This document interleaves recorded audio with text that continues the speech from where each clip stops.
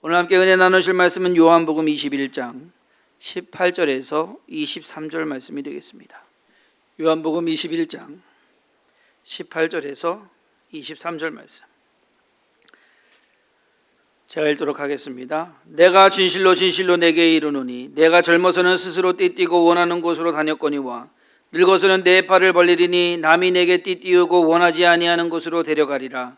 이 말씀을 하심은 베드로가 어떠한 죽음으로 하나님께 영광을 돌릴 것을 가리키심이로라. 이 말씀을 하시고 베드로에게 이르시되 나를 따르라 하시니 베드로가 돌이켜 예수께서 사랑하시는 그 제자가 따르는 것을 보니 그는 만찬석에서 예수의 품에 의지하여 주님을 파는 자가 누구오니까 묻던 자더라. 이에 베드로가 그를 보고 예수께 여짜오되 주님, 이 사람은 어떻게 되겠사옵나이까? 예수께서 이르시되 내가 올 때까지 그를 머물게 하고자 할지라도 내게 무슨 상관이냐? 너는 나를 따르라 하시더라. 이 말씀이 형제들에게 나가서 그 제자는 죽지 아니하겠다 하였으나 예수의 말씀은 그가 죽지 않겠다 하신 것이 아니라 내가 올 때까지 그를 머물게 하고자 할지라도 내게 무슨 상관이냐 하신 것이로라. 아멘. 인생을 살다 보면 힘들 때도 있고 어려울 때도 있고 슬플 때도 있고 답답할 때도 있습니다. 그렇기 때문에 우리는 내일의 일을 궁금해합니다. 어떻게 될까? 월요일부터 오늘까지 5일 새벽을 깨우면서 나오셔서 기도하셨는데 성도님들의 기도가 응답될지 안 될지 궁금하지 않으세요? 저한테 물으신다면 죄송합니다. 모릅니다.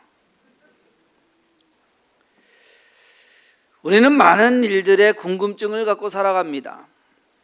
우리가 궁금해하는 것의 많은 부분이 정작 나의 삶과는 아무런 영향이나 의미가 없는데도 궁금해합니다. TV를 보다 보면 드라마를 쭉 봐요. 그러면 드라마가 다 끝났어요. 그러면 채널을 안 돌려요. 왜? 다음 편 예고를 꼭 봐야 돼요. 네? 어떻게 될 것인가? 그냥 다음 주에 보면 되는데. 그래서 우리가 궁금해하는 것들 중에서 별 도움이 되지 않는 궁금증 2가지만 오늘 말씀드리겠습니다.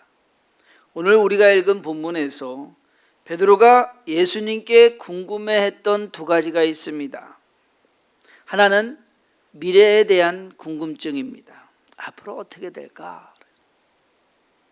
예수님은 베드로가 어떻게 될 것을 말씀하셨습니다. 즉 우리가 말하는 예언이에요. 오늘 본문 말씀 18절에 내가 진실로 진실로 내게 이르노니 내가 젊어서는 스스로 띠띠고 원하는 곳으로 다녔거니와 늙어서는 내 팔을 벌리리니 남이 내게 띠띠우고 원하지 않은 곳으로 데려가리라. 우리가 잘 알듯이 베드로가 어떻게 죽을 것, 십자가에 거꾸로 매달려 죽었다라는 그러한 설이 있습니다. 성도님들은 베드로처럼 자기가 어떻게 죽을 것을 아는 것이 좋다고 생각하십니까? 모르는 편이 낫겠다라고 생각하십니까? 굳이 알 필요 있겠습니까? 문제는 그겁니다. 우리가 미래에 대한 일을 안다고 한들 할 수 있는 것이 없다는 사실이에요. 바꾸려고요? 영화 보면은 미래에서 과거로 갔다 과거에서 미래로 갔다가 막 해요. 어쩌면 바꾸려고 한 그 상황이 우리의 미래일 것입니다. 이게 복잡해져요. 이게 미래하고 과거하고 왔다 갔다 하면은 머리가 아파요. 우리가 코로나19를 시작할 때 이렇게 될 줄 알았습니까? 그렇고 알았다고 한들 그때 그 상황에서 할 수 있는 것이 뭐가 있겠습니까? 다르게 뭐를 한다고 한들 코로나19 상황을 또한 바꿀 수가 있겠냐 하는 겁니다. 우리는 내년은 고사하고 내일 무슨 일, 오늘 오후에 무슨 일이 일어날지도 몰라요. 그러면서 내 인생이 어떻게 될 것인가에 궁금해하고 있습니다. 이거는 제가 말씀드릴게요. 다 잘 될 겁니다. 성경에 나오는 대부분의 인물들이 자기의 미래를 몰랐습니다. 심지어 선지자들도 예언가들도 자기의 인생에 대한 앞날 다 알고 살지 않았습니다. 근데 왜 그분들에 비하면 그분들에 비하면 별거 아니잖아요, 오히려. 근데 왜 굳이 앞날을 알려고 발버둥 치십니까? 궁금해하지 마시고 그냥 모르는 채로 사세요. 그것이 성경적인 신앙인의 삶입니다. 내일 일은 난 몰라요. 하루하루 살아요. 이것이 정답입니다. 그럼 반대로 그럼 성도님들이 여러분들이 앞날을 안다고 쳐요. 그럼 부자가 되고 건강하게 될 거라고 안다고 쳐요. 그럼 어떻게 하시겠습니까? 아직 부자가 안 됐고 건강도 나쁜데 그러면 부자처럼 사시겠습니까? 돈 펑펑 쓰면서 지금 있는 돈 쓰면서? 아니면 건강한 사람처럼 사시겠습니까? 실컷 놀면서? 자녀들이 취직하고 결혼하는 것 때문에 기도하는 분들, 그분들에게 하나님께서 야, 좋은 직장에 취직하게 될 거야. 좋은 배필 만나서 결혼하게 될 거야. 걱정하지 마. 하나님께서 그렇게 응답하셨다고 귀에 쏙 들어오게 말씀하셨다고 한다면 그럼 그때부터 기도 안 하실랍니까?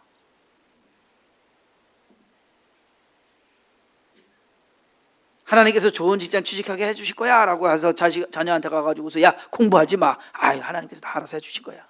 그렇게 하실 겁니까? 기도 응답이나 예언을 그런 것으로 생각하신다면 잘못 생각하신 겁니다. 그러니까 미래를 자꾸 알려고 궁금해가지고서 하나님께서 어떻게 하실 것인가. 그건 우리가 궁금해할 할 필요가 없는 일이에요. 자, 베드로가 궁금했던 것 두 번째는 즉 다른 사람에 대한 궁금증입니다. 예수님께서 베드로에게 그의 죽음이 어떻게 될 것인지를 말씀하시자 베드로는 착 시선을 돌려서 바로 요한에게로 시선을 돌렸습니다. 그러면서 주님, 이 사람은 어떻게 되겠사옵니까? 궁금했던 거예요. 이 상황을 보면은 베드로는 지금 자기 죽는 너가 어떻게 될 것이다 라고 하면은 자기 일이잖아요. 그러면 좀 자세히 물어보고 그것이 어떤 건데요? 내가 할 수 있을까요? 내가 좀 할 수 있게 좀 도와주세요. 뭐 이렇게 해야 되는데 아니요. 지금 얘는 어떻게 돼요? 자기보다 지금 요한한테 더 관심이 있는 거예요. 참 이상하죠. 사람들은 대체적으로 자기 주관적이고 이기적인 면이 있습니다. 그래서 모든 것을 다 자기 중심적으로 생각을 하는데 내가 어떻게 되는 것보다 남이 어떻게 되는 것이 더 궁금한 거, 이상한 일 아닙니까? 근데 우리의 습성이 그래요. 나는 그러다 치고 얘는 어떻습니까? 근데 그 밑바닥을 쭉 들어보면 이것 또한 자기 사랑, 자기 욕심입니다. 베드로는 지금 요한의 앞날을 걱정하면서 그리고 그를 위해서 예수님께 물어보는 것이 아니다라는 거예요. 자기랑 지금 비교를 하는 겁니다. 나는 이런데 쟤는 어때요? 나는 억지로 끌려가서 죽게 된다고 하는데 쟤는 그럼 어떻게 죽는데요? 나보다 편하게 죽어요? 그럼 내가 억울한데? 만약 예수님께서 베드로에게 요한의 죽음이 베드로보다 더 일찍 그리고 더 끔찍하게 더 비참하게 죽게 될 것이라고 말씀하셨다고 한다면 베드로가 안타까워했을까요?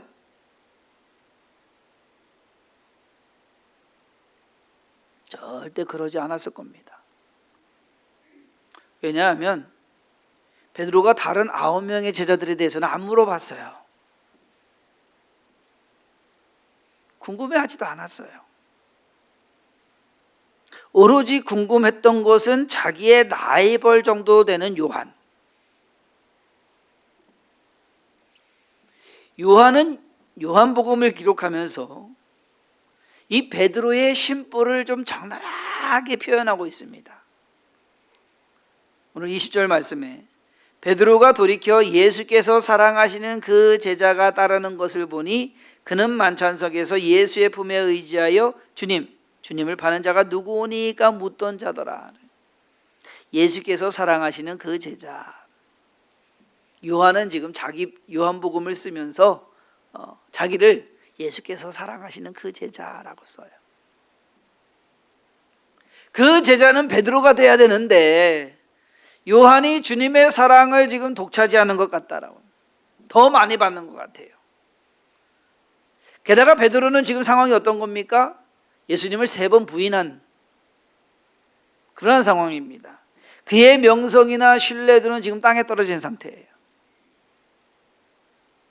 반면에 사도 요한은 예수님께서 십자가에 못 박히실 때 예수의 어머니와 함께 거기에 있었어요. 제가 좀 상황을 좀 비꼬아서 해석하는지는 모르겠지만은